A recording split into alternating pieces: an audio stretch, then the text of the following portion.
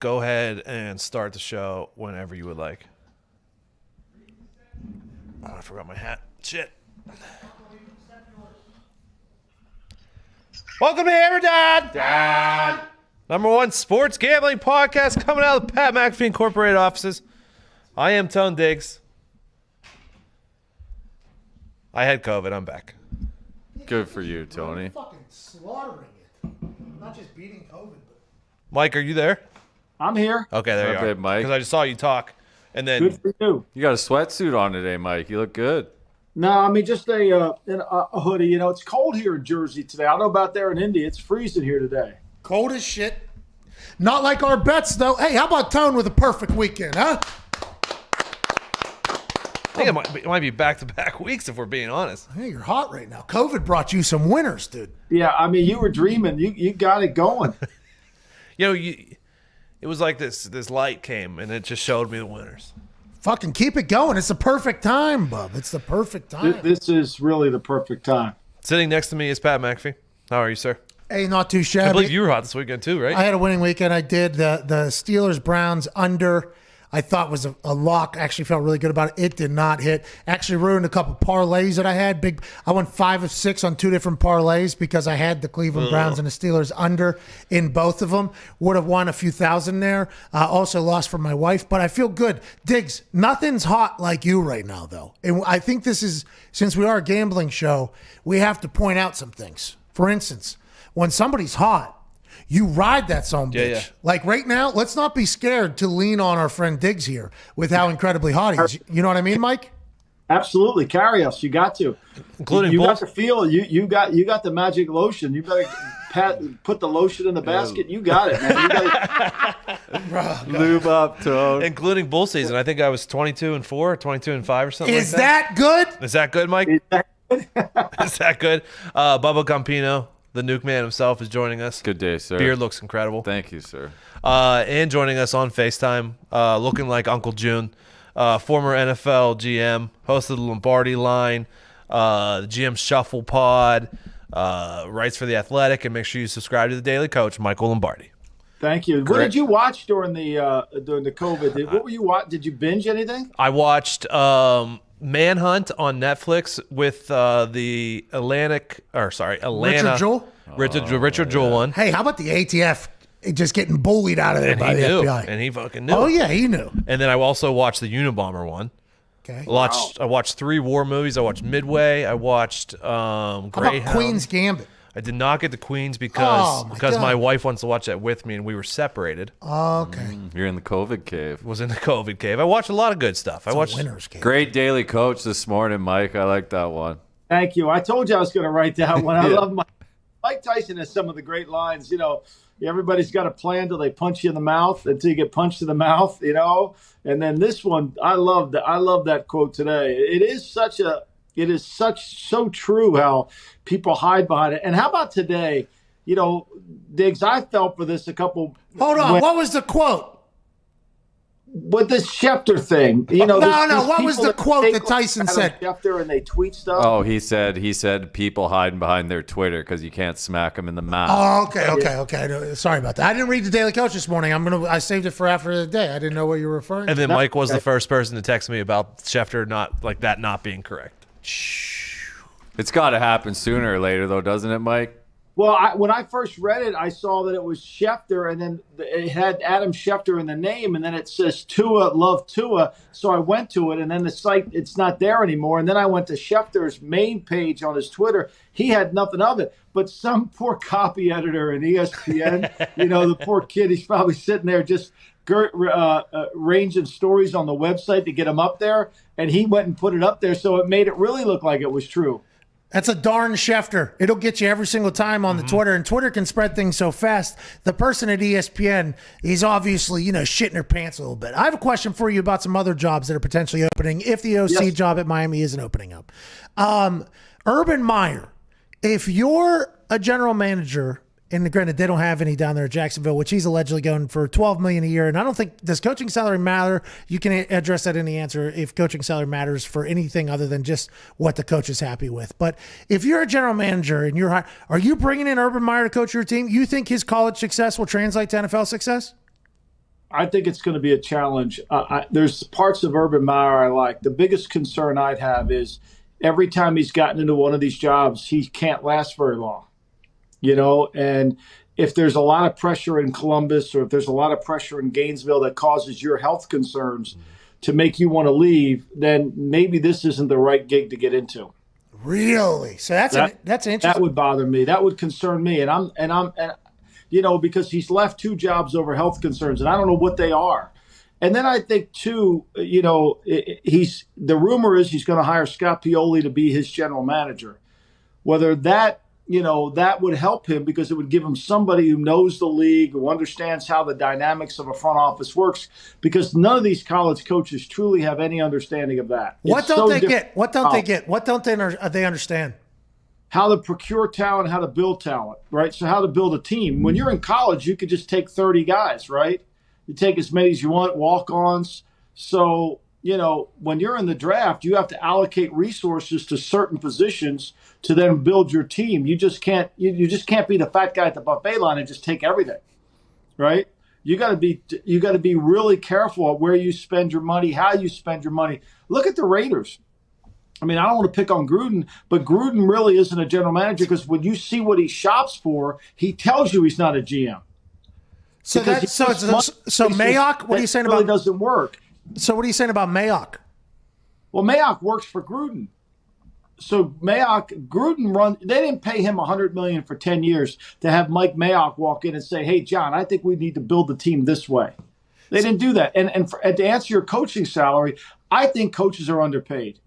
I think they're underpaid. If the salary cap is $200 million, then a head coach should be at least worth 10% of the salary cap. He should. Maybe 5% at $10 million. Right? You get a great coach, you can't, like great players, you can't overpay great players. So if you get a great coach like Matt Rule making $8 million, and he's a really good coach, he's going to bring that back in twofold. So it's a big company, it's a big corporate, it's a big corporation. I mean, Brian Flores, 2 years in Miami, he's worth every single nickel. If I was the GM of Miami, I'd rip that bad boy up and I'd give him a new one. Mike, what do you think about Pioli? He's been the assistant GM with Atlanta from 2014 to 2019. He was with the Chiefs before that. I mean, Atlanta's had talent on the roster. They've He was had a with lot the of Patriots too, right? Wasn't he? Yeah, he started with us. I mean, he worked for me in Cleveland. I hired him.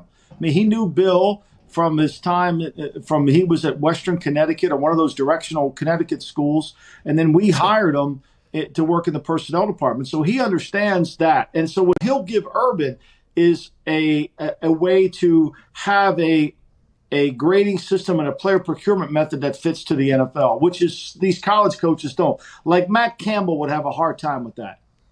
But Matt Campbell, if he went to, say, with Joe Douglas, maybe that marriage would work really well. Pioli would give Urban that infrastructure that he doesn't have. How do you feel about any of the other positions that are open right now? Chargers, Anthony Lynn's gone. You have Justin Herbert. Then you also have a great defensive line. I think you have some cap space. You got Tom Telesco is the general manager. He's staying there. So when you hire a coach as GM, that coach is working for you. Like, is that flip the power if the GM, does that make sense? Yeah, no, I think in San Diego, in Los Angeles' case, and all these are different, Pat. So the owner, Spanos, runs that team. I think he'll give the coach. I think Telesco and the coach will work for Spanos. So that'll be a fairly easy something to navigate. Like, I don't think you're walking in there working for Telesco. And Telesco's the kind of guy that he's going to want to make sure the coach is on board with his decisions, so it's not going to stray away. What do you think about a really good job because of the quarterback? I think they lack offensive linemen badly, which you've got to repair that. And they've got to fix their team. I mean, their defense is, for all the talk about how great they are, they're not very good on defense. What do you think about, and Pat brought this up on his show earlier, and I didn't know this, that Telesco and Brian Daboll went to high school together? Yeah, they're both from Buffalo. Brian and I are close, and Brian loves Buffalo. He grew up in Buffalo. And I'm sure that'll have. I mean, Brian's going to have options. What he's done with Josh Allen, I never thought could happen. I've never seen an inaccurate quarterback, as badly inaccurate as Josh Allen has, become accurate. Does it worry you? Because doesn't he call the games from the booth? Does that worry about you? They moved him upstairs. No, look, for me, if you and I went to go watch a football game and you put me on the sideline, after this practice, I would not be able to tell you really everything I saw. Whereas if I was in the booth, I could tell you. My eyes trained to see it from the field, from the booth. Daboll's had training in both. See, if you want to be a head coach, you have to have training in both. Al Davis used to always stand in a certain area of the practice field because he trained his eyes to see the game from that viewpoint. That's so interesting, man. Who do you think gets that L.A. job other than Daboll? Coach, I think Daboll. I think of Josh McDaniels. He's a John Carroll guy too. They're all John Carroll guys. I think it'll be somebody offensively. Could be Bieniemy. I don't know. It could be Arthur Smith. I mean, Arthur Smith has done a great job at Tennessee. I don't know Arthur Smith personally, but I watch his tape. I think Tennessee's done a really good job with a bad offensive line. I know they've got a great running back, but one thing they've always been able to do is he's running it, and he still gains 2,000 yards. 714 yards in the last 4 games for Derrick Henry. It's unbelievable. I mean, it's really remarkable. So I think that sells Arthur. For me, I'm prone to defensive coaches. Like I think Don Martindale at Baltimore, who just, Baltimore gave up 3 points to Cincinnati. They were on a roll, right? I mean, Martindale reminds me a lot of a young Bill Parcells. When Parcells first was at the Giants, he was the linebacker coach. Then he became the defensive coordinator for 1 year. Then he became the head coach when Ray Perkins left to go to Alabama. And he blossomed into this person who's in the Hall of Fame named Bill Parcells. Same thing with John Madden. I think there's a lot of similarities between that because Martindale sees the game at a high level. Hey, how do you feel about coach rehab going through New England, basically? So in college, if you get fired, you go to Saban for a couple of years. Lane Kiffin said it's called coach rehab. Then you get a head coach somewhere. It's alleged that Adam Gase is potentially going to New England. Then you hear about Bill O'Brien potentially going to Nick Saban. I mean, is that something that's real in the coaching ranks? I think if you're Adam Gase, you got to make a decision. Do I want to be a college head coach? Or do I want to go somewhere and stay for 5 or 6 years and not move my family and not get on this treadmill called the NFL? That's the appealing thing with going to Alabama, right? You can make good money. You can know you're going to win, go to coach top players, go to be in a bowl game every year. And as long as Nick wants to do it, you're going to be successful. If you're Bill O'Brien and you want to go back into the college game you left from Penn State, then it's an attractive job. So I think a lot of it depends. I don't see Gase going to New England as much as because unless McDaniels leaves, Gase was the intern. Gase was a graduate assistant at Michigan State. Nick gave him his first job. When Nick left to go to LSU, he told everybody to get on the plane that wanted to come to go with him to LSU. Daboll and Gase and Daboll were there at Michigan State together. Daboll's the reason Josh McDaniels ended up in New England, because he basically hired him to replace himself as he was moving up the ladder. So they're all kind of interconnected. Jesus. The coaching world is a wild one, man. It's all connected. Everything's connected somehow. Well, guys are. Gase particularly is. Now Gase has never really been in the pure New England system. Daboll's been in Alabama. He's been at Michigan State when it started. He's been at New England when it started. And he's been in New England again after it was installed. That he's gone to other places. I mean, he went with Mangini to New York. He went with Mangini to Cleveland. He was in Miami for a year as a coordinator. This is the most success he's ever had as a coordinator because this is the most talented quarterback he's ever coached. Who do you think are some good coordinators that are out there that could be an offensive coordinator, Mike, like not head coaches? Now that one I don't know a lot of those type of guys. I think Kevin O'Connell, the Rams, I think he is the coordinator even though he doesn't. I think he's a bright young coach that has a bright future. I really do. Hey, they say Staley at Philadelphia is a really good coach, yet he never gets promoted as the offensive coordinator. He's the run game coordinator. But it's a different game to draw plays than to call plays. That's why you have to watch the Queen's Gambit because it's different. It's calling plays is like playing chess. Hey, does Bieniemy call plays in Kansas City? I don't think so. I don't know that for a fact, but I think Andy Reid calls everything. I think Andy Reid runs everything. And I think Andy Reid's, this is not a knock on the enemy. I think Andy Reid goes to the bench and talks to the quarterback. There's a reason he does that. Mm-hmm. Hey, what do you think of breaking news right before the show started that Elway is going to Step up. and now there is a GM opening for the Denver Broncos. So he didn't get fired, by the way. A hard-ass job. Because would you like to work for John? I mean, seriously, is that you really want to do that? I mean, look, here's the reality of the Denver Broncos. Since 2018, the Denver Broncos, they rank 23rd in the NFL in wins. They're 18-30 over those 3 years. Hey, you're incredible, by the way. I see you pull. Hey, I see you pulling up a stat sheet on another computer, so you don't. I mean, you're incredible at this shit. You know that. You're incredible.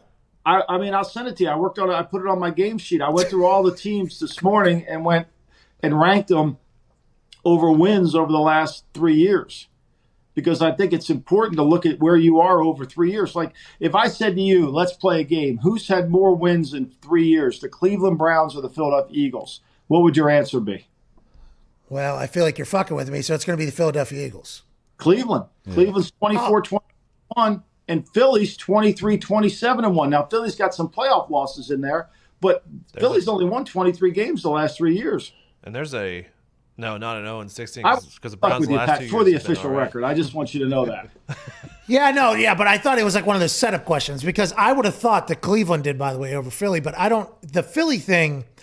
Hey, how do you feel about the whole situation? The world was upside down last night. Now Carson Wentz's relationship is fractured beyond repair. He's thinking about asking for a trade. Allegedly, that got taken back. Doug Peterson puts in Sudfeld in the fourth quarter of the last game on primetime. The world flips upside down. What are your thoughts on that as somebody that lives in the area? How pissed off was Al Michaels? Oh. Like Al Michaels is saying, you made me fucking fly 3,000 miles. Like I could have been he has this restaurant in Brentwood. If you're ever in LA, I'm telling anybody listening to this pod, and if it's open, there's a restaurant called Toscano's. It's right in Brentwood. It's as soon as you turn the corner in Brentwood. It's magnificent. He's in there 4 nights a week. He's probably thinking, I gave up Sunday dinner at Toscano's for this shit. Are you kidding me?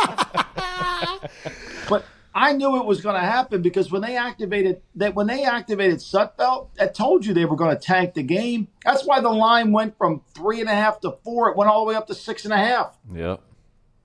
And they did. And they absolutely did. He's not great cover by Washington. Great cover. How about Ron Rivera saying thanks to Doug Peterson after the game? I guess Giants fans did not love that. Yeah. Wouldn't you have thanked him? Yeah. Hey.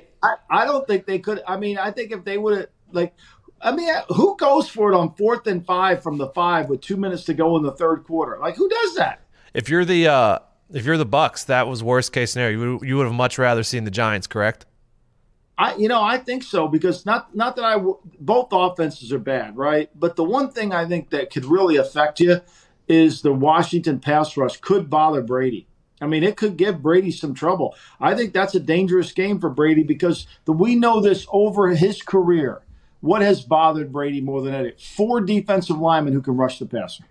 Teams that are 500 or worse since 2003 in the playoffs are 7-2 against the spread. Boom! Really? They're -7.5. The Bucks are right now, so It's Washington is worth a look. It's up to 8.5 at some places. Yeah, definitely worth a look. I'm gonna take it right now. At FanDuel, it's up to 8.5. It'll get to 10, I bet. I'll wait for it to get.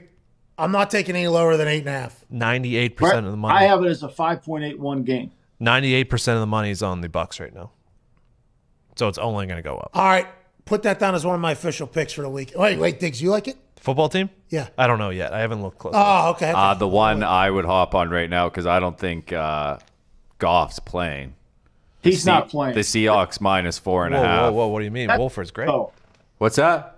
that's got to go up. Yeah, that's what I'm saying. Lock in -4.5 on the Seahawks right now. That's going to go to 7.5. The money right there on that is 52% on the Seahawks. Your beard looks unbelievable. It does. It's really nice today. You use your straightener? Yeah. Fresh cut. It looks Thinking good. about some other things too. Oh, what's that? Ah, we'll see. Really? You want to get advice from Mike? Can I ask him? No. All right. Hey, He should just promo right into the Manscaped. Mike, what do you think, speaking of Gumpy, Should they take a quarterback at 3, the Dolphins? I mean, Gump, I don't want to answer a question with a question. I think you know my answer. I would. Yep. But, I mean, I know he had some drops. I know it wasn't all on him. So I was in the lab last night, Mike. I watched some about 2 hours of footage. He is not driving with his legs. That's why all those balls are high. Yeah, that's true. And I don't know if it's going to take time for that hip. It could take another year. I don't know. But if you're going to do it, I said this on Pat's show, you have to bring in a young OC to be with him on the field, give him some weapons, and go all in on him this year and see what you got. Because you're not going to get a number 3 pick again with this team for a bit, it feels like. No, that's why you have to answer the question, will he be our starting quarterback in the year 2024 competing for a Super Bowl? I love Justin Fields. I do. Everyone was down on him before that game against Clemson. I like that guy. He's a leader, man. It feels like he's the one. But will he be there at 3? The Jets could take him. You felt this way about Tua too, though, right? I thought Tua was a good quarterback. How can you tell whether or not a quarterback's going to make the transition, Mike? I think you got to, first of all, I think you got to break. He has to have some elite skills. And I'm gonna look up this, but I want to go over this because I wrote this for somebody in the league the other day. We were talking about quarterbacks and we were talking about first round picks and over the quarterbacks over time. So if you look at the biggest mistakes in the first round since 2006, okay, like why have quarterbacks failed? Most of the time, the quarterback has failed, people would say, because of character, right? Because of bad character. And my report was simply this. Most of these guys have failed because we overemphasized work habits and character. E.J. Manuel, you couldn't get a better kid than E.J. Manuel, right? Great kid. Blaine Gabbert, great kid. Tim Tebow, Christian Ponder, tremendous. Marcus Mariota, great. Jake Locker, great. None of them play. Now, you've got some kids that had some off-the-field issues, Josh Freeman, Manziel, Haskins, RG3, whatever they were, all different. I'm not accusing them of anything bad off the field, but they had some issues. That's 4. I gave you 6 of the other way. So what I'm saying is there's bias in every direction when it comes to evaluating quarterbacks, and we can't allow bias to enter into our thinking because he works hard, because we can't allow affirmation to replace information. Oh, wow. So what's that? What are you saying? I'm saying is Deshaun Watson may not be perfect, right? Deshaun Watson may not have the greatest accuracy coming out, right? But he had everything else you wanted. He's a guy. That's what he is. Everything. So don't tell me he should have been the 12th pick in the draft. Like that. Now all of a sudden we're nitpicking. And I think you got to really, if a guy's a hard worker, like Tua's a really hard worker. The Alabama coaches love him. His character is pristine. He's great, but he doesn't have elite arm strength. He doesn't have elite quickness. He doesn't have elite speed. And he has a durability issue that does affect his long-term play. How hard is it to scout a quarterback like Tua when he will now have, after this upcoming draft, 4 wide receivers who went in the first round as his targets? Well, I think you see it. He throws to wide open guys. So does Mac Jones. I mean, you got to sit there and really study him when they make throws into tight windows. I'm sure Tua is just not used to the NFL guys being so covered. And it's just the world we live in now that people don't want to give somebody time to become somebody. You know what I mean? I mean, look, if you would have said to Michael Lombardi in January of 2020 that Jalen Hurts was going to look better in his first season than Tua did, I would have said you're crazy. You're looking at a quarterback who's coming off a major surgery, no off season, no training camp. An offensive line with 3 rookies. I have a question about Jalen Hurts here. Is he the guy going forward? That I don't know. Did he feel like the guy in that game to you? I don't know, but it's been interesting. If he was the guy going forward, that's a moment you'd want him to. Right, I want him to win that game. Yeah, why do you look at Sudfeld if you know that Jalen Hurts is the guy? Yeah, well, what? in a primetime game. Office told you we'd rather have the 6th pick because why do you go for it on every 4th down? Why do you are you 27th in the league in the most 4th down attempts in the NFL over 3 years, and you only convert them at 40% below the minimum, yet you keep doing it because the analytics tells you to do it. So the analytics told them Thursday before the game, we'd rather have the 6th pick than the 9th pick, so that's what they did. Well, and then we always talk about guys needing weapons, needing this, needing that. Like, Deshaun Watson has gone out all year with nothing and balled out pretty much every game. See, that's my contention is great players make other players great. Oh, yeah. If Tanya was on another team, do you think he would be as great as he's played for the Packers this year? Hey, he trained with Kittle this offseason. He's a good dude. I'm not disputing him. I think it's great. I think he's tremendous. But Aaron makes him a lot better. Hey, situations can account for so much for people. It is.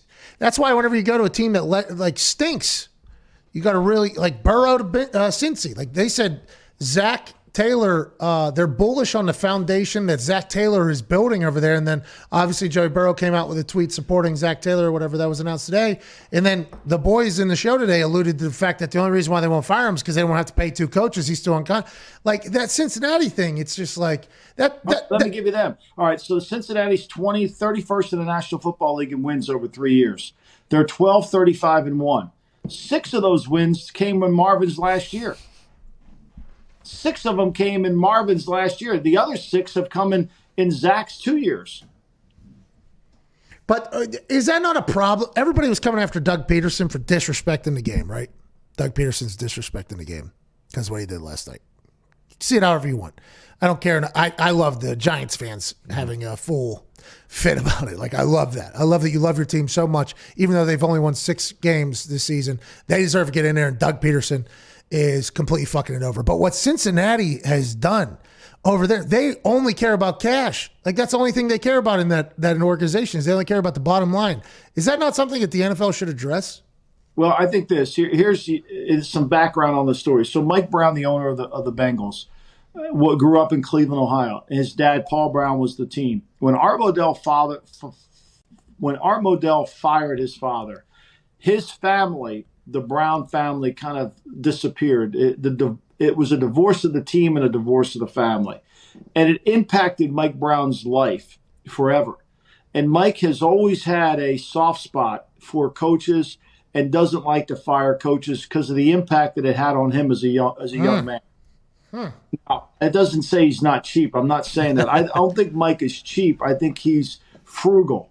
I think he doesn't want to spend something that he doesn't think is necessary. We don't need an indoor facility because it's just as easy to get buses. When we know that's really not the right way to think of it, but that's how he does. It's not cheap, but I got an answer. If there was no answer, we'd have to do it. Look, I mean, you can't defend their 1-loss record 3 years. You can't tell me that Zach Taylor is really ready to be an NFL head coach, even after 2 years. No. I agree. All right, hey, let's roll through the games this weekend real quick. Lombardi, if I ever become a head coach, you be my GM? I'd love to, Pat. I would do it for free, too. Could you imagine the team we'd put together? I tell you one thing. Trust me, we would do good because it wouldn't be hard beating some of these other guys. They overthink it way too damn much. Darius Butler wants to coach. AQ Shipley's already in coaching. Mm-hmm. We could probably get some people. I feel like we could put together quite a staff. Yeah, we should sell it to the Mr. Khan, see if he'll take us all down to Jacksonville. We'll all work for half of what Urban wants. Could you imagine me, the head coach of the Jacksonville Jaguars, and we were actually good, by the way? We had that pool paradise. We played in London. I know we'd be good in the kicking game. That would be 1/3 of it, and we would make good game management decisions, which would be a huge, huge upgrade. That's how you win games. You're damn right. Oh, the press conferences, the amount of money we're going to have flowing into that company. That would be awesome. Let alone the con zone. I mean, oh yeah. The amount of your fingers and everything. We should do it. We should pitch that. Who do we pitch that to? Shot. You know him? You know him, Mike? I mean, he hired your guy, David Blaine. David Blaine. I mean, if Caldwell can do that for 7 years. That's a magic trick, second to nobody. Trust me. Oh my God. All right, Mike, one last question. Of all the GM jobs opening, Broncos, Panthers, Lions, Texans, Falcons, Jags, Washington football team is going to hire one as well. Which one would you want to go after the most? If I obviously I would think the Houston job's the best job because they've got the best quarterback. Even with no draft picks? Even with no draft picks. Okay. Even though because I got a quarterback. If I could fix the two lines with this quarterback, I'd get better in a hurry. A lot of people are saying it's Jags, but that's just because they have the number one pick and the most draft picks and the most money. Mike, are you sold on Trevor Lawrence? Oh, here we go. Yeah, I am. All right. Gumpy's Everybody out. else keeps saying it because when Peyton and Ryan came out, if you go back and read some of those clips, it wasn't like it is today. Well, everybody knew Manning was the best player. Yeah. No. What if Justin Fields had the game Trevor Lawrence had? Where do you think Justin Fields would be at today in draft stock? Well, he kind of did, right? Big Ten. I mean, I need to watch more of Fields. Like, I think sometimes a lot of the throws in the system allows him to be successful. Not that he's not talented, but I like to see when the play breaks down what he does. That system is very quarterback friendly. Every quarterback guru person in college, like the Elite 11 people and all them, you know what I'm talking about? Yeah. Last year, they told me that Justin Fields is the guy. Wow. They're like, he's the guy or whatever. I mean, this could be a trend here of young quarterbacks being good. Look, if you look at the first, Jacksonville, the Jets, Miami, 3rd, Atlanta, 4, Cincy, 5, Philly, 6, Detroit, 7, Carolina, 8, Denver, 9, Dallas, 10, right? That's the top 10 picks in the draft. Jacksonville, the Jets, Miami, Atlanta, maybe Philly, Detroit, Carolina, and Denver. Quarterbacks. There's 7 teams that need quarterbacks. You see Zach Wilson going in the top 10? I just named 7 teams that need quarterback. You can say he's not going to go there, but as Belichick would say, put him on a pro board because you're not going to see him in the second round. People are loving him. He's got swag, got moxie. You got to find one. You got to get one. I mean, you can say Baker Mayfield wasn't the first pick overall, but you got to get one. I'll be excited to see where Trey Lance goes because he was the 3rd overall guy, and now since he didn't play this year, it feels like he's been passed by 3 other quarterbacks. Combine's going to be huge for him. If we have a combine. Oh, I didn't even think about that. Hey, world shutting down again, dude, it feels like. Well, hey, they're coming here for the Final Four. You'd think they could come here for the Combine. They're coming here for the entire NCAA the tournament. entire tournament. Well, you better get some reservations. It'd be hard to get a meal in that town doing that. Everything's closed, man. God, it's just sad. It's good to be in a unicorn. Congrats, Sticks. All right, Thursday we'll go over all 6 of the games. What was that, Mike? I said we'll hit it all Thursday. You got it. We'll hit every single game on Thursday. We'll talk about it Friday. We'll make the picks. Add into this, we got to do the college.